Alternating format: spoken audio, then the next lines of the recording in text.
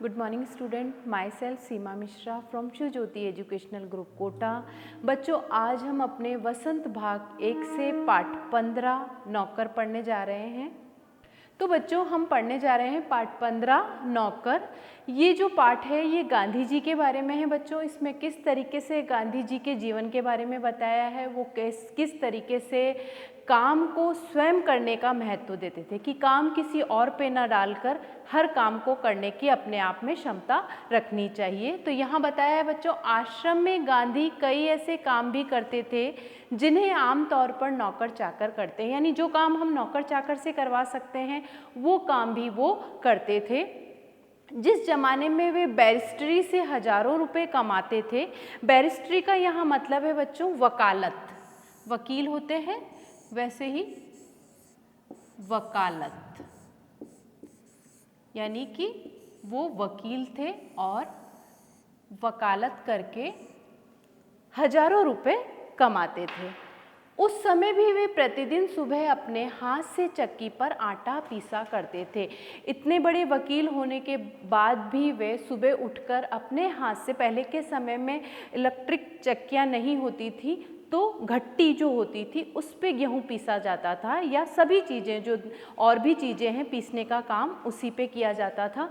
तो उस समय भी गांधी जी जो हैं चक्की पर आटा पीसकर ही अपने घर का खाना जो भी होता था, आटे का काम जो पड़ता था जिसे प्रयोग में लाया जाता था, वो खुद करते थे, स्वयं करते थे। इतने बड़े वकील होने के बाद भी किसी भी काम को करने के लिए वे ना तो घबराते थे ना उसे शर्म महसूस करते थे।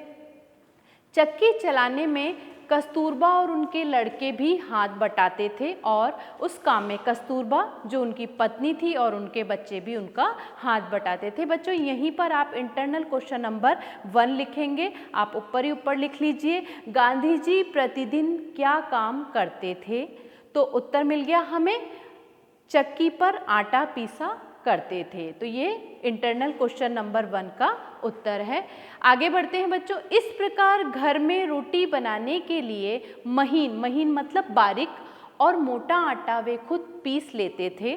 साबरमती आश्रम में भी गांधी ने पिसाई का काम जारी रखा। आश्रम में रहे लेकिन इतने लोग थे वहाँ पर, फिर भी उन्होंने आटा पीसने का काम जारी रखा। वह चक्की को ठीक करने में भी कभी कभी घंटों मेहनत करते थे, और चक्की जब खराब हो जाती थी या उससे आटा सही निकल कर नहीं आता था तो उसे ठीक करने का काम भी स्वयं करते थे और घंटों समय लगाते थे और उसे ठीक करने की कोशिश करते थे। एक बार एक कार्यकर्ता ने कहा कि आश्रम में आटा कम पड़ गया है। आटा पिसवाने में हाथ बटाने के लिए गांधी फौरन उठकर खड़े हो गए। और एक बार एक कार्यकर्ता वहाँ से आया आश्रम का, उसने बोला कि आटा कम पड़ गया है, तो गांधी जी बिना किसी सोच विचार के खड़े हो गए फौरन और आटा पीसने के लिए आगे बढ़े। तो बच्चों, आगे आप पेज नंबर ओपन कर लीजिए 106, आगे बढ़ते हैं हम। तो बच्चों, आगे देखते हैं हम कि किस तरीके से गेहूँ पीसने से पहले उसे बीनकर साफ करने पर वे जोर देते थे। ऐसा नहीं है कि इतने लोगों का गेहूँ आटा पीसा जा रहा है, बोरी भर भर के गेहूँ जो होता था वो पीसा जाता था, आटा बनाया जाता था। तो ये नहीं कि जितना आया हुआ है बिना साफ किए उसे पीस ले, नहीं, सबसे पहले वो गेहूँ पीसने का काम किया करते थे या उस काम को करने पर जोर देते थे। कोपिनधारी, यहाँ कोपिनधारी का अर्थ होता है बच्चों, एक धोती होती है जिसे लुंगी नुमा पहना जाता है, उसे कोपिनधारी कहा जाता है। यानी उन धोती को पहनने का जो तरीका होता है वो लुंगी की तरह होता है, इसलिए उसे कोपिनधारी। तो कोपिनधारी इस महान व्यक्ति को, क्योंकि गांधी जी इसी तरीके से धोती पहनते थे, तो इस महान व्यक्ति को अनाज बीनते देखकर उनसे मिलने वाले लोग हैरत में पड़ जाते थे, बड़े आश्चर्य प्रकट करते थे कि इतने बड़े व्यक्ति हैं, इतने बड़ी वकील हैं और फिर भी वह क्या काम कर रहे हैं, गेहूं बीनने का काम कर रहे हैं। तो लोग आश्चर्यचकित हो जाते थे। बाहरी लोगों के सामने शारीरिक मेहनत का काम करते गांधी को शर्म नहीं लगती थी कि बाहरी व्यक्ति कोई आया हुआ है तो मैं ऐसा काम कर रहा हूँ, तो उस बात को सोचकर या उस चीज़ को सोचकर उन्हें कभी भी शर्म नहीं आती थी। वो सभी काम को बड़े ही सच्चे मन से और बड़े खुश होकर करते थे। एक बार उनके पास कॉलेज के कई छात्र मिलने आए। उनको अंग्रेजी भाषा के अपने ज्ञान पर बड़ा गर्व था, क्योंकि वो कॉलेज के छात्र थे और उन्हें अंग्रेजी बहुत अच्छी आती थी। उस बात का उन्हें बड़ा ही गर्व था। गांधी से बातचीत के अंत में वे बोले, बापू, यदि मैं आपकी कोई सेवा कर सकूं तो कृपया मुझे अवश्य बताएं। और जब गांधी जी से बातचीत करने के बाद में उन्होंने गांधी जी से बोला, गांधी जी को बापू नाम से भी हम जानते हैं, तो उन्होंने बोला, बापू जी, अगर बापू हम कोई सेवा कर सकते हैं, आपका कोई मदद कर सकते हैं, तो आप हमें ज़रूर बताएं। उन्हें आशा थी कि बापू उन्हें कुछ लिखने पढ़ने का काम देंगे, क्योंकि वह अंग्रेजी भाषा का बहुत अच्छा ज्ञान रखते थे, इसलिए उन्हें लगा कि कुछ लिखने पढ़ने का काम उन्हें दिया जाएगा। लेकिन गांधी ने उनके मन की बात ताड़ ली। ताड़ लेने का मतलब होता है समझ लेना, ताड़ना यानी कि समझना। तो गांधी जी जो हैं वो उनकी बात समझ गए, समझ ली और बोले, अगर आपके पास समय हो तो इस थाली के गेहूं बीन डालिए, कि अगर आपके पास समय है तो आप इस जो थाली में गेहूं रखे हुए हैं या गेहूं जो रखे हुए हैं, आप उन्हें बीनने का काम कर दीजिए। आगंतुक, आगंतुक का मतलब होता है आने वाला। यहाँ आगंतुक यानी कि आने वाला। अब जब वो आगंतुक थे, बड़ी मुश्किल में पड़ गए। जो आए थे आगंतुक, वो बड़ी मुश्किल में पड़ गए, लेकिन अब तो कोई चारा नहीं था, कोई रास्ता नहीं था, क्योंकि उन्होंने खुद ने ही कहा था कि कोई काम हो तो अवश्य बताइएगा। 1 घंटे तक गेहूं बीनने के बाद वे थक गए और गांधी से विदा मांगकर चल दिए। 1 घंटे तक उन्होंने गेहूं बीनने का कार्य किया और वह थक के क्या कहा, उन्होंने गांधी जी से विदा मांगी, यानी आज्ञा ली, और वो वहाँ से चले गए। कुछ वर्षों तक गांधी ने आश्रम के भंडार का काम संभालने में मदद दी। भंडार वो जगह होती है जहाँ खाने पीने का समस्त जो सामान आता है, जितना भी सामान आता है, वहाँ स्टोर किया जाता है, मतलब रखा जाता है। जैसे हम अपने घर के खाने पीने का सामान एक स्टोर में रखते हैं, उसी तरीके से भंडार गृह यानी कि खाने का जितना भी सामान आता है वहाँ रखा जाता है, तो उसको भी संभालने में मदद की। सवेरे की प्रार्थना के बाद वे रसोई घर में जाकर सब्जियां छीलते थे। रसोई घर या भंडारे में अगर वे कहीं गंदगी या मकड़ी का जाला देख पाते थे तो अपने साथियों को आड़े हाथों लेते थे। वो सवेरे के जब प्रार्थना होती उसके बाद वे क्या करते थे, रसोई घर में जाते थे और सबसे पहले सब्जियों को लेकर वो छीलने बैठ जाते थे। भंडारे में कहीं अगर उनको कहीं गंदगी या मकड़ी का जाला अगर दिख जाता था तो वे अपने साथियों को क्या करते थे, आड़े हाथों लेते। आड़े हाथों लेने का अर्थ है बुरा भला कहना, ठीक है। तो आड़े हाथों लेना एक मुहावरा है और इसका अर्थ हो गया कि बुरा भला कहना। उन्हें सब्जी, फल और अनाज के पौष्टिक गुणों का ज्ञान था। उन्हें पता था कि किस सब्जी से क्या पौष्टिक गुण मिलते हैं हमें और किस अनाज से हमारा शरीर स्वस्थ रह सकता है, उन सब चीज़ों के बारे में उन्हें जानकारी थी। एक बार एक आश्रमवासी ने बिना धोए आलू काट दिए। अब एक बार ऐसा हुआ कि एक आश्रमवासी ने आलूओं को बिना धोए काट दिया। तो एक बार जो आश्रम में जिस आदमी ने आलू को बिना धोए काटा, गांधी ने उसे समझाया कि आलू और नींबू को बिना धोए नहीं काटना चाहिए, ताकि उनकी जो गंदगी है वो उसके अंदर ना आए, ये इस चीज़ का ध्यान रखना चाहिए। एक बार एक आश्रमवासी को कुछ ऐसे केले दिए गए जिनके छिलकों पर काले चकत्ते पड़ गए थे, काले काले दाग पड़ गए थे। तो उस केले को उस व्यक्ति को खाने के लिए दिया। उसने बहुत बुरा माना, उसे बहुत बुरा लगा कि मुझे साफ या अच्छे केले ना देकर इतने खराब काले केले मुझे दिए गए हैं। तब गांधी ने उसे समझाया कि ये जल्दी पच जाते हैं और तुम्हें खास तौर पर इसलिए दिए गए हैं कि तुम्हारा हाजमा कमज़ोर है, यानी कि तुम्हारा हाजमा पेट ठीक नहीं है, इसलिए तुम्हें ये केले दिए गए हैं ताकि ये केले तुम्हारे जल्दी पच जाएं, तुम्हें खाने के बाद में जल्दी से डाइजेस्ट हो जाएं, पच जाएं। तो बच्चों यही हमारा इंटरनल क्वेश्चन 2 आता है। आप इंटरनल क्वेश्चन 2 नीचे लिख लीजिए। चकत्ते पड़े केलों की क्या विशेषता होती है? तो अभी हमने पढ़ा है ये जल्दी पच जाते हैं, रेखांकित कर लीजिए, ये इसका उत्तर है। चकत्ते पड़े केलों की क्या विशेषता होती है, ये जल्दी पच जाते हैं। तो यहाँ हमने जाना गांधी जी आश्रम वासियों को अक्सर स्वयं ही भोजन परोसते थे। ये भी कार्य वे स्वयं करते थे, उन्हें इस कार्य को करने में भी बड़ी खुशी मिलती थी। इस कारण वे बेचारे बेस्वाद उबली हुई चीज़ों के विरुद्ध कुछ कह भी नहीं पाते थे, क्योंकि गांधी जी ज़्यादा गरिष्ठ खाना या ज़्यादा तेल का मसालों का खाना पसंद नहीं करते थे और ना ही किसी को खिलाते थे।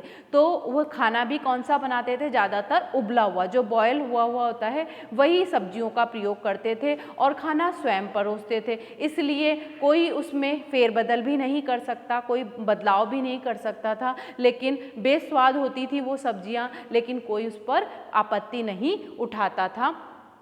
दक्षिण अफ्रीका की एक जेल में वे सैकड़ों कैदियों को दिन में 2 बार भोजन परोसने का कार्य भी कर चुके थे। दक्षिण अफ्रीका की जेल में जब वे रहे थे तो उन्होंने ये कार्य कर रखा था, वे भोजन परोसने का कार्य भी करते थे। आश्रम का एक नियम ये था कि सब लोग अपने बर्तन खुद साफ करें। एक नियम भी था, क्योंकि इतने हजारों की संख्या में वहाँ लोग रहते थे, तो उन बर्तनों को साफ करने के लिए क्या था, एक नियम बना दिया गया था कि जितने भी बर्तन हैं, जो अपना खाना खाएगा वो अपने बर्तन खुद साफ करके रखेगा। रसोई के बर्तन बारी बारी से, और रसोई के जो बर्तन थे, तो हम आ जाते हैं पेज नंबर 107 पे, जहाँ दिया गया है कि कुछ लोग दल बांधकर धोते थे। जो अपने खुद के खाए हुए बर्तन होते थे वो तो सभी साफ कर देते थे, लेकिन जिन बर्तनों में, बड़े बड़े बर्तनों में, भगोनों में, कढ़ाई में जो खाना बनता था,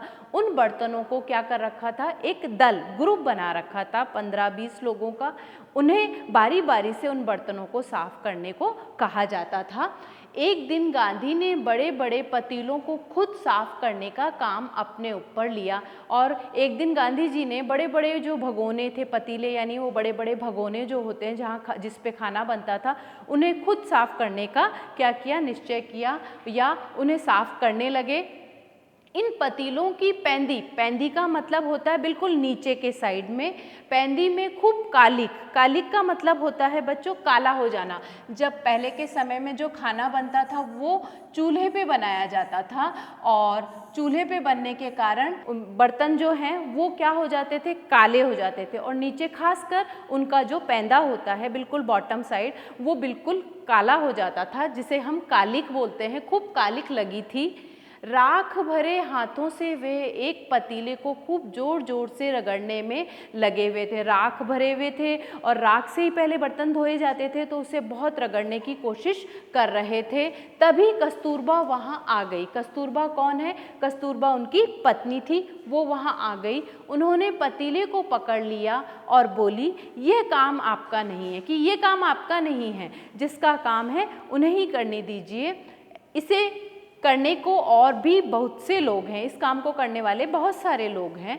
गांधी को लगा कि उनकी बात मान लेने में ही बुद्धिमानी है। अब गांधी जी को लगा कि जो कस्तूरबा कह रही हैं उनकी बात को मानना ही समझदारी है या बुद्धिमानी है, और वे चुपचाप कस्तूरबा को उन बर्तनों की सफाई सौंप कर चले गए, और चुपचाप बिना कुछ कहे वो बर्तन कस्तूरबा के को सौंप कर, यानी उन्हें पकड़ा कर चले गए। बर्तन एकदम चमकते ना हों तब तक गांधी को संतोष नहीं होता था, यानी बर्तन जब तक बिल्कुल चमकते हुए नहीं होते थे तब तक उन्हें बिल्कुल संतोष नहीं होता था, या वे सेटिस्फाइड नहीं होते थे। एक बार जेल में उनको जो मददगार दिया गया था उसके काम से असंतुष्ट होकर उन्होंने, एक बार जेल में उन्हें एक मददगार दिया गया था जिसे वो उनकी मदद करता था। एक बार जेल में उनको जो मददगार दिया गया था उसके काम से असंतुष्ट होकर उन्होंने बताया था कि वे खुद कैसे लोहे के बर्तनों को भी मांझकर चांदी सा चमका सकते थे। यानी पहले लोहे के बर्तन भी प्रयोग में लाए जाते थे, लेकिन उनको, उस मददगार को उन्होंने बताया कि किस तरीके से लोहे के बर्तन को रगड़कर साफ करके चांदी के समान, जैसे चांदी के बर्तन जो होते हैं चमकते हैं, वैसे ही वे उन लोहे के बर्तनों को मांझकर साफ चमका देते थे। जब आश्रम का निर्माण हो रहा था उस समय वहाँ आने वाले कुछ मेहमानों को तंबुओं में सोना पड़ता था। तंबू यानी टेंट बनाकर, जो पहले के समय में आश्रम के अंदर बहुत सारी संख्या में लोग आ गए थे, तो उनके लिए आश्रम का निर्माण चल ही रहा था, और जब उन आगंतुक की व्यवस्था करने के लिए तंबू यानी टेंट हाउस बनाए जाते थे। तो टेंट हाउस में बताया गया है कि तंबुओं में सोना पड़ता था। एक नया जो व्यक्ति आया था को पता नहीं था कि अपना बिस्तर कहाँ रखना चाहिए, क्योंकि तंबू में सोने के बाद में सुबह उठ के उन बिस्तरों को उठाकर एक अलग स्थान पे रखा जाता था, और इस तरीके से उसे पता नहीं था कि वो बिस्तर कहाँ रखना था। इसलिए उसने बिस्तर को लपेट कर रख दिया, वहीं पर रख दिया, और ये पता लगाने गया कि उसे कहाँ रखना है, कि भाई कहाँ रखना है, ये पूछने गया। लौटते समय उसने देखा कि गांधी खुद उसका बिस्तर कंधे पर उठाए रखने चले जा रहे हैं। जब वह लौटकर वापस आया तो उसने क्या देखा, गांधी जी ने वहाँ बिस्तर लपेटा हुआ देखा, तो अपने कंधे पर रखकर वो खुद उस बिस्तर को उठाकर रखने चले गए। आश्रम के लिए बाहर बने कुएं से पानी खींचने का काम भी वे रोज करते थे, क्योंकि पहले के समय में सब जगह नलों की व्यवस्था नहीं होती थी, नल नहीं होते थे, कुओं से ही पानी खींचा जाता था। तो गांधी जी इस काम में भी मदद करते थे। एक दिन गांधी कुछ अस्वस्थ थे, अस्वस्थ मतलब तबीयत उनकी ठीक नहीं थी, बीमार थे, और चक्की पर आटा पीसने के काम में हिस्सा बटा चुके थे, और जो काम उनका था चक्की पे आटा पीसने का काम, उसमें वे सहयोग दे चुके थे, हिस्सा अपना बटा चुके थे। उनके एक साथी ने उन्हें थकावट से बचाने के लिए अन्य आश्रमवासियों की सहायता से सभी बड़े छोटे बर्तनों में पानी भर डाला। जब उनके साथियों ने देखा कि गांधी जी कुछ अस्वस्थ लग रहे हैं, बीमार लग रहे हैं, तो उन्होंने अन्य साथियों के साथ मिलकर सभी जो बर्तन रखे हुए थे पानी के, उन्हें पानी से भर दिया, ताकि उन्हें इस काम में मदद मिल जाए और पानी उन्हें नहीं भरना पड़े और थकावट ना महसूस हो। गांधी को ये बात पसंद नहीं आई, और गांधी जी को ये बात बिल्कुल अच्छी नहीं लगी। मन में कुछ ठेस भी लगी, और उनके मन में ठेस लगी, यानी कि मन को उनके दुख हुआ कि उनका काम किसी और ने क्यों किया। इस बात का उन्होंने बच्चों के नहाने का एक टब उठा लिया और कुएं से उसमें पानी भरकर टब को सिर पर उठाकर आश्रम ले आए, और जो बच्चों के नहाने के लिए बड़े बड़े टब रखे जाते थे, उस टब को उन्होंने उठा लिया और उसे भरकर सिर पर रखकर लेकर आए, यानी उन्हें अपने काम को खुद वापस से करके दिखाया। बेचारे कार्यकर्ता को बहुत पछतावा हुआ, मतलब जो कार्यकर्ता ने उनकी मदद करनी चाहिए, उसे जब उसने ये देखा तो उसे बड़ा ही पछतावा हुआ, पश्चाताप हुआ। बच्चों पेज नंबर ओपन कर लीजिए, आपका दिया गया है 108। यहाँ पर आ गए हम। शरीर से जब तक बिल्कुल लाचारी ना हो, लाचारी का मतलब है जब तक कि शरीर से बिल्कुल असहाय ना हो जाए, तब तक गांधी को ये बात बिल्कुल पसंद नहीं थी कि महात्मा या बूढ़े होने के कारण, क्योंकि उनको महात्मा के नाम से भी जाना जाता था, या वृद्ध होने के कारण, बूढ़े होने के कारण, उनको अपने हिस्से का दैनिक का मतलब रोज़मर्रा या जो दिन का जो डेली का काम होता है, रोज़मर्रा का शारीरिक श्रम ना करना पड़े, कि कोई और कर दे, और वो शारीरिक श्रम जो करते हैं किसी और को कर दे, तो वो उन्हें पसंद बिल्कुल नहीं था। उनमें हर प्रकार का काम करने की अद्भुत क्षमता और शक्ति थी। एक प्रकार से सभी कार्य करने की उनके अंदर एक साहस था, एक क्षमता थी, वो सभी कार्य को स्वयं करना चाहते थे। वह थकान का नाम भी नहीं जानते थे। दक्षिण अफ्रीका में बोअर युद्ध के दौरान उन्होंने घायलों को स्ट्रेचर पर लादकर एक एक दिन में 25-25 मील तक ढोया था। अब जब एक बार दक्षिण अफ्रीका में थे, तब वहाँ पर जब युद्ध हुआ, तो युद्ध में जो बहुत सारे घायल व्यक्ति हुए, उन्हें स्ट्रेचर वो होता है जहाँ पर जो बीमार व्यक्ति होता है या कोई पेशेंट होता है, उसे लिटाकर ले जाया जाता है। उस पर लाद कर एक एक दिन में 25-25 मील तक उठाकर वे लेकर गए हैं। वह मीलों पैदल चल सकते थे। उनकी सबसे बड़ी बहुत खूबी थी कि वे मीलों पैदल चलना जानते थे और मीलों ही पैदल चलते थे। दक्षिण अफ्रीका में जब वे टॉल्स्टॉय बाड़ी में रहते थे, एक जगह का नाम है, तब पास के शहर में कोई काम होने पर दिन में अक्सर 42 का मतलब होता है 42 यानी 42 मील तक पैदल चलते थे। यानी अपनी जो कॉलोनी है टॉल्स्टॉय बाड़ी, यानी अपनी जो जिस स्थान पर जिस बस्ती में वे रहते थे वहाँ से वे 42 मील तक पैदल चलकर आगे जा सकते थे या शहर चले जाते थे। इसके लिए वे अपने घर में बना हुआ नाश्ता साथ लेकर सुबह 2 बजे ही निकल पड़ते थे। अगर उन्हें कहीं जाना होता था तो वे घर से बनाकर अपना नाश्ता साथ में लेकर जाते थे और सुबह के टाइम 2 बजे ही वहाँ घर से निकल पड़ते थे।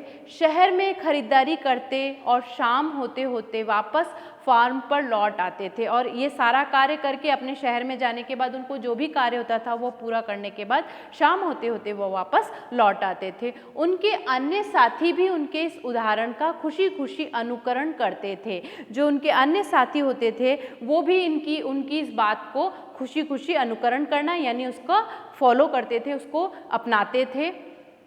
एक बार किसी तालाब की भराई का काम चल रहा था। एक बार क्या हुआ कि कोई तालाब ऐसा था जिसे भरना था, भराई का काम चल रहा था, जिसमें गांधी के साथी लगे हुए थे और गांधी जी के जितने भी साथी थे वो लगे हुए थे।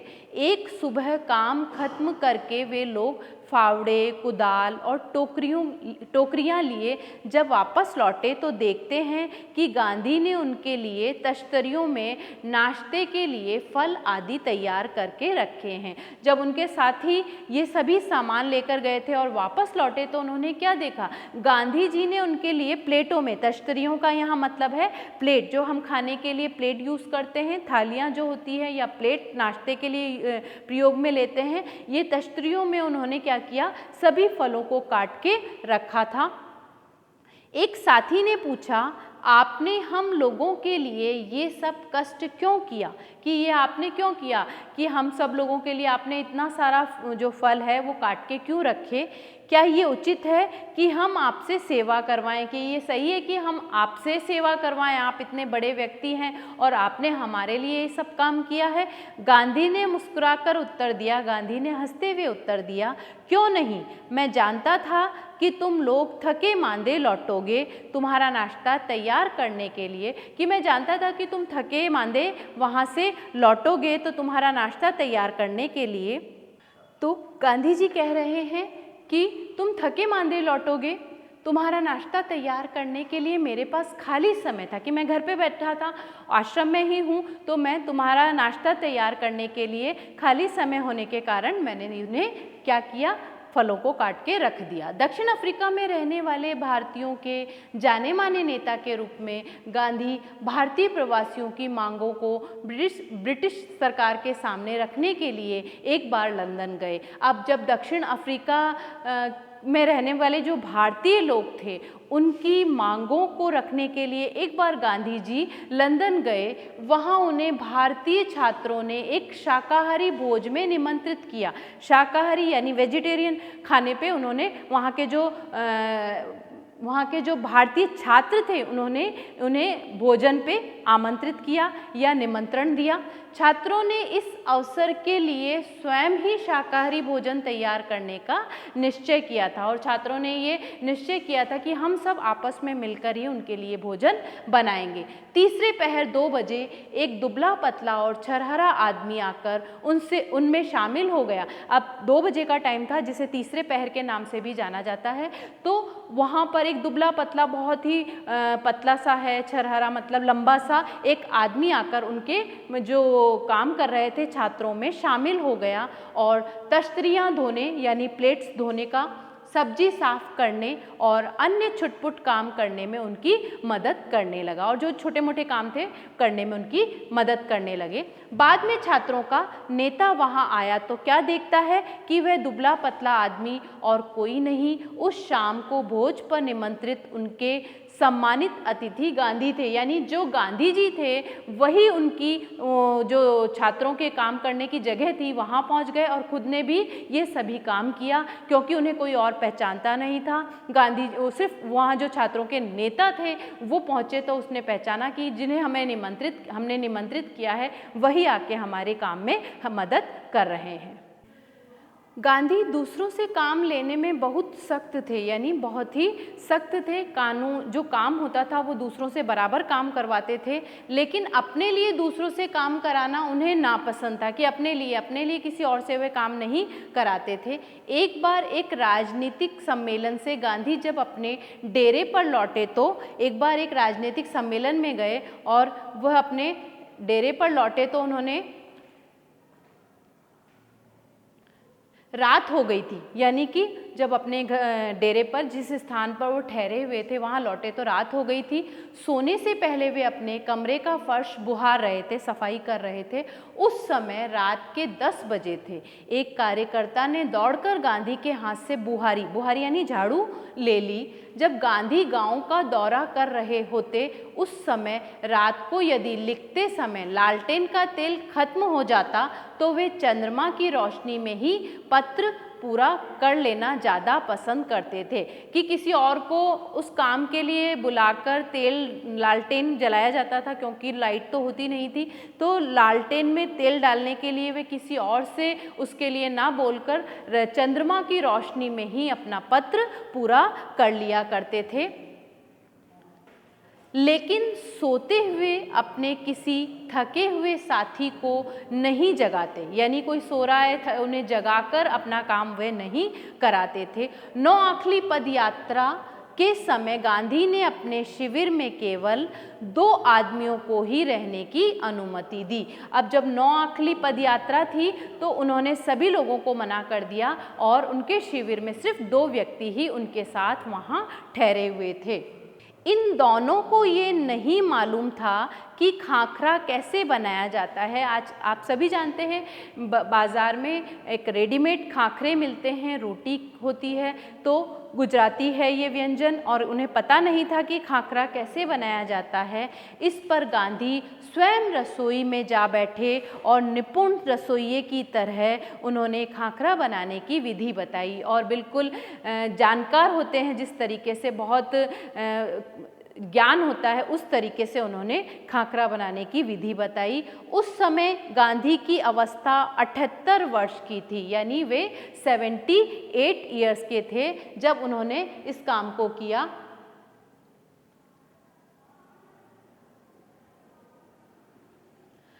गांधी को बच्चों से बहुत प्रेम था।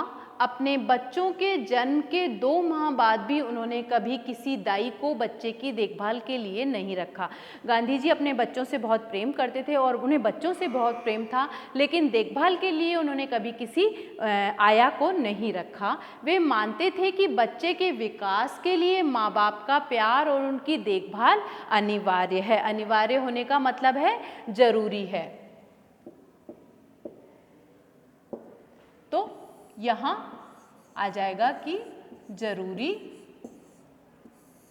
है।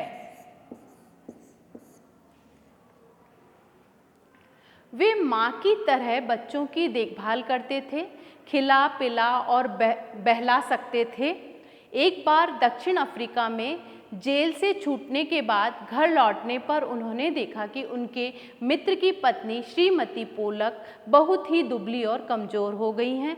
उनका बच्चा उनका दूध पीना छोड़ता नहीं था और वह उसका दूध छुड़ाने की कोशिश कर रही थी।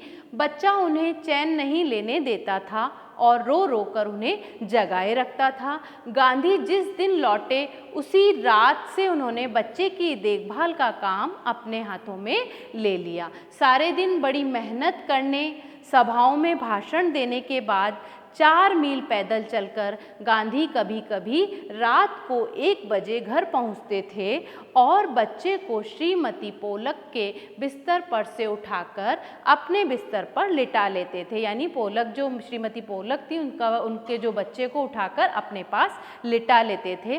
वह चारपाई के पास एक बर्तन में पानी भरकर रख लेते ताकि यदि बच्चे को प्यास लगे तो उसे पिला दें, कि बच्चे को अगर रात में प्यास लगे तो उसे पानी पिला दें। लेकिन इसकी ज़रूरत ही नहीं पड़ती थी। बच्चा कभी नहीं रोता और उनकी चारपाई पर रात में आराम से सोता रहता था। एक पखवाड़े यानी 15 दिन तक माँ से अलग सुलाने के बाद बच्चे ने माँ का दूध छोड़ दिया। गांधी अपने से बड़ों का बड़ा आदर करते थे। दक्षिण अफ्रीका में गोखले गांधी के साथ ठहरे हुए थे। गोखले जी जो थे वो गांधी जी के साथ ही ठहरे हुए थे और बड़े व्यक्ति थे। गांधी जी उन्हें अपना गुरु मानते थे। उस समय गांधी ने उनके दुपट्टों पर इस्त्री यानी प्रेस करना, वह उनका बिस्तर ठीक करते थे, उनको भोजन परोसते थे और उनके पैर दबाने को भी तैयार रहते थे। ये सभी कार्य कौन करते थे गोखले जी का? गांधी जी। बच्चों, यही हमारा इंटरनल क्वेश्चन नंबर 3 है। आप सभी नीचे internal question number 3 note down कर ले कि दक्षिण अफ्रीका में कौन गांधी जी के साथ ठहरे हुए थे। इंटरनल क्वेश्चन नंबर 3, दक्षिण अफ्रीका में कौन गांधी जी के साथ ठहरे हुए थे? तो यहाँ आ जाएगा गोखले जी। तो यहाँ उत्तर है आपका गोखले जी ठहरे हुए थे। तो उनका सभी कार्य कौन करते थे? गांधी जी करते थे और उनके पैर दबाने को भी तैयार रहते थे। गोखले बहुत मना करते थे लेकिन गांधी नहीं मानते थे। महात्मा कहलाने से बहुत पहले एक बार दक्षिण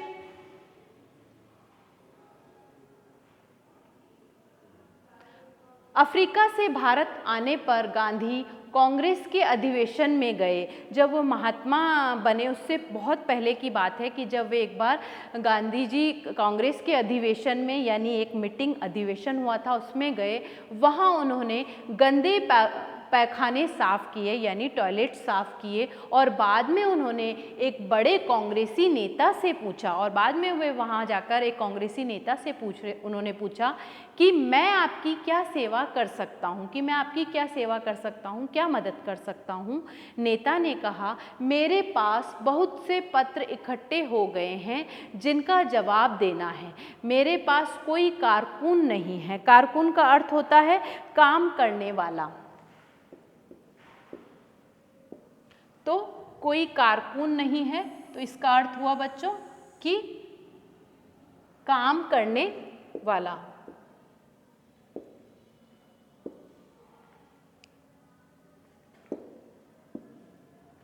कारकुन काम करने वाला। तो उन्होंने बताया कि मेरे पास कोई कारकुन नहीं है, यानी कोई काम करने वाला नहीं है जिसे ये काम दूं।